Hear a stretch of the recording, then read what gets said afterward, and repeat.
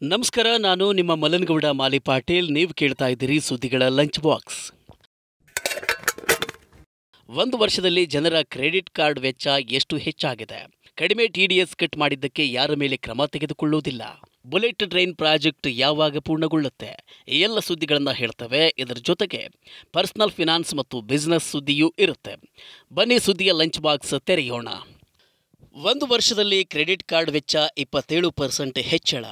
2023-24 financial ಇಯರ್ನಲ್ಲಿ credit card ವೆಚ್ಚ ವಾರ್ಷಿಕವಾಗಿ 27% ಏರಿಕೆಯಾಗಿ 18.26 ಲಕ್ಷ ಕೋಟಿ ರೂಪಾಯಿ ತಲುಪಿದೆ.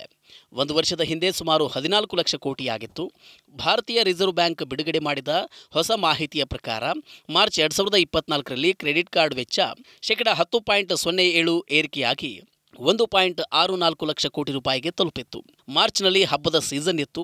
ಜೊತೆಗೆ ಆರ್ಥಿಕ ವರ್ಷವು ಕೊನೆಯಾಗುತ್ತಿತ್ತು. ಹೀಗಾಗಿ ಕ್ರೆಡಿಟ್ ಕಾರ್ಡ್ಗಳ ಮೂಲಕ ಹೆಚ್ಚು ಖರ್ಚು ಮಾಡಲಾಗಿತ್ತು. ಫೆಬ್ರವರಿ 2024ರಲ್ಲಿ ಕ್ರೆಡಿಟ್ ಕಾರ್ಡ್ ಖರ್ಚು 1.49 ಲಕ್ಷ ಕೋಟಿ ರೂಪಾಯಿ ಆಗಿತ್ತು. HDFC ಬ್ಯಾಂಕ್ನ ಕ್ರೆಡಿಟ್ ಕಾರ್ಡ್ ಈ ವಿಷಯದಲ್ಲಿ ಮುಂಚೂಣಿಯಲ್ಲಿದೆ. ಮಾರ್ಚ್ನಲ್ಲಿ ಬ್ಯಾಂಕ್ನ ಕ್ರೆಡಿಟ್ ಕಾರ್ಡ್ ವಹಿವಾಟು -8.57% ಏರಿಕೆಯಾಗಿ 43,471.29 ಕೋಟಿ ರೂಪಾಯಿಗೆ ತಲುಪಿದೆ. ಫೆಬ್ರವರಿಯಲ್ಲಿ 40,288.51 ಕೋಟಿ ರೂಪಾಯಿ ಆಗಿತ್ತು. ಬುಲೆಟ್ ಟ್ರೈನ್ ಪ್ರಾಜೆಕ್ಟ್ ಕಂಪ್ಲೀಟ್ ಆಗೋದು ಯಾವಾಗ? National high speed rail corporation limited ಅಂದರೆ ಬುಲೆಟ್ ರೈಲಿನ ಪ್ರಾಜೆಕ್ಟ್ ಮಾಡ್ತಾ ಇರುವ NHSRCL RTI ಅರ್ಜಿಯೊಂದಕ್ಕೆ ಪ್ರತಿಕ್ರಿಯೆಯನ್ನು ನೀಡಿದೆ. ಬುಲೆಟ್ ಟ್ರೈನ್ ಯೋಜನೆ ಯಾವಾಗ ಮುಗಿಯುತ್ತೆ ಎಂಬ ಮಾಹಿತಿಯನ್ನು ಎಲ್ಲ ಕಾಂಟ್ರಾಕ್ಟ್ ಇಶ್ಯೂ ಮಾಡಿದ ಮೇಲೆ ತಿಳಿಸಲಾಗುವುದು ಎಂದು ಹೇಳಿದೆ. ಅಹಮದಾಬಾದ್ ಮತ್ತು ಮುಂಬೈ ನಡುವೆ 508 ಕಿಲೋಮೀಟರ್ ಉದ್ದದ ಕಾರಿಡಾರ್ ನಿರ್ಮಿಸುತ್ತಿರುವ NHSRCLಗೆ ಇದು ಇನ್ನೂ ಪ್ರಾಜೆಕ್ಟ್ ಕಂಪ್ಲೀಟ್ ಮಾಡೋದಕ್ಕೆ ಅಗತ್ಯವಿರುವ ಟೆಂಡರ್ ಪ್ರಕ್ರಿಯೆ ಮುಗಿಸಿಲ್ಲ. ಆದರೆ ಬುಲೆಟ್ ಟ್ರೈನ್ ಯೋಜನೆಯ ಕಾಮಗಾರಿ ಪ್ರಗತಿಯಲ್ಲಿದ್ದು 163 ಕಿಲೋಮೀಟರ್ ವಯಡಕ್ಟ್, 302 ಕಿಲೋಮೀಟರ್ ಫೈರ್ ಮತ್ತು 323 ಕಿಲೋಮೀಟರ್ ಫೌಂಡೇಶನ್ ನಿರ್ಮಿಸಲಾಗಿದೆ ಎಂದು ಯೋಜನೆಗೆ ಸಂಬಂಧಿಸಿದ ಹಿರಿಯ ಅಧಿಕಾರಿಯೊಬ್ಬರು ತಿಳಿಸಿದ್ದಾರೆ. RTIಗೆ ನೀಡಿದ ಪ್ರತಿಕ್ರಿಯೆಯಲ್ಲಿ 2026-27ರ ವೇಳೆಗೆ ಪೂರ್ಣಗೊಳಿಸುವ ಯೋಜನೆ ಇದೆ ಎಂದು ತಿಳಿದು ಬಂದಿದೆ. ಕಡಿಮೆ TDS ಕಟ್ ಮಾಡಿದರೆ ಯಾವುದೇ ಕ್ರಮ ತೆಗೆದುಕೊಳ್ಳುವುದಿಲ್ಲ. ನೀವು ಆಧಾರ್ ಜೊತೆ ಪ್ಯಾನ್ ಕಾರ್ಡ್ ಲಿಂಕ್ ಮಾಡಿಲ್ಲ ಅಂದರೆ ಈ ಸುದ್ದಿ ಕೇಳಿದ ಮೇಲೆ ಖಂಡಿತವಾಗಿಯೂ ಲಿಂಕ್ ಮಾಡಿಕೊಳ್ತೀರಿ. TDS, TCS ಕಡಿತಕ್ಕೆ ಸಂಬಂಧಿಸಿದಂತೆ ತೆರಿಗೆದಾರರು ಹಾಗೂ ಉದ್ಯಮಿಗಳಿಗೆ ಆದಾಯ ತೆರಿಗೆ ಇಲಾಖೆ ಬಿಗ್ ರಿಲೀಫ್ ನೀಡಿದೆ. ಮೇ 31, 2024ರೊಳಗೆ ಪ್ಯಾನ್ ಕಾರ್ಡ್ಗೆ ಆಧಾರ್ ಲಿಂಕ್ ಮಾಡಿದರೆ ತೆರಿಗೆದಾರರು ಮತ್ತು ಉದ್ಯಮಿಗಳ ಮೇಲೆ TDS ಕಡಿತದ ವಿಷಯದಲ್ಲಿ ಯಾವುದೇ ಕ್ರಮ ತೆಗೆದುಕೊಳ್ಳುವುದಿಲ್ಲ ಎಂದು ಆದಾಯ ತೆರಿಗೆ ಇಲಾಖೆ ಹೇಳಿದೆ.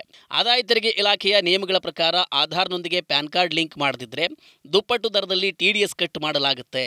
ಆದರೆ ಮೇ 31ರೊಳಗೆ ತಮ್ಮ ಪ್ಯಾನ್ ಆಧಾರ್ ಲಿಂಕ್ ಮಾಡುವ ತೆರಿಗೆದಾರರಿಗೆ ಪರಿಹಾರ ನೀಡುವಂತೆ ಕೇಂದ್ರೀಯ ನೇರ ತೆರಿಗೆಗಳ ಮಂಡಳಿ ಹೇಳಿದೆ.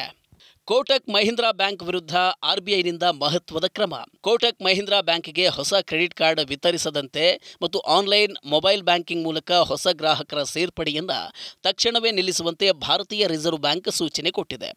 2022ರಿಂದಲೂ ಬ್ಯಾಂಕ್ ಬಳಿ ಸಾಕಷ್ಟು IT ಇನ್ಫ್ರಾಸ್ಟ್ರಕ್ಚರ್ ಇಲ್ಲ ಎಂದು RBI ಕಳವಳ ವ್ಯಕ್ತಪಡಿಸಿತ್ತು. ಅಷ್ಟಾಗಿಯೂ ಈ ಸಮಸ್ಯೆ ಪರಿಹಾರಕ್ಕೆ ಬ್ಯಾಂಕ್ ಸತತವಾಗಿ ವಿಫಲವಾಗಿದೆ. ಬ್ಯಾಂಕಿಂಗ್ ನಿಯಂತ್ರಣ ಕಾಯ್ದೆ 1949ರ ಸೆಕ್ಷನ್ 35A ಅಡಿಯಲ್ಲಿ ತನ್ನ ಅಧಿಕಾರವನ್ನು ಬಳಸಿಕೊಂಡು RBI ಕೋಟಕ್ ಮಹೀಂದ್ರಾ ಬ್ಯಾಂಕ್ ವಿರುದ್ಧ ಈ ಕ್ರಮ ಕೈಗೊಂಡಿದೆ. ಆದರೆ ಈಗಾಗಲೇ ಬ್ಯಾಂಕಿನ ಗ್ರಾಹಕರಾಗಿರುವವರು ಮೊದಲಿನಂತೆ ಎಲ್ಲ ಸೇವೆಗಳನ್ನು ಪಡೆಯುತ್ತಲೇ ಇರುತ್ತಾರೆ. ರೈಲ್ವೆ ನಿಲ್ದಾಣಗಳಲ್ಲಿ ಕೇವಲ 20 ರೂಪಾಯಿಗೆ ಆಹಾರ ಸೌಲಭ್ಯ. ಭಾರತೀಯ ರೈಲ್ವೆ ಈಗ ಪ್ರಯಾಣಿಕರ ಅನುಕೂಲಕ್ಕಾಗಿ ಎಕಾನಮಿ ಮೀಲ್ ಶುರು ಮಾಡಿದೆ. ಅಂದರೆ 20 ರೂಪಾಯಿಗೆ ಪ್ರಯಾಣಿಕರಿಗೆ ಊಟ ಸಿಗುತ್ತೆ.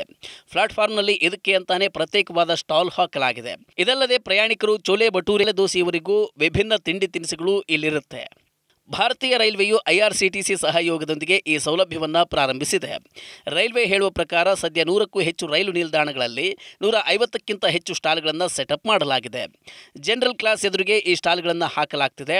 ಇದರಿಂದ ಈ ಕ್ಲಾಸ್ನಲ್ಲಿ ಪ್ರಯಾಣಿಸುವ ಪ್ರಯಾಣಿಕರಿಗೆ ಅಗ್ಗದ ತಿಂಡಿ ತಿನಿಸುಗಳು ಸಿಗುತ್ತವೆ.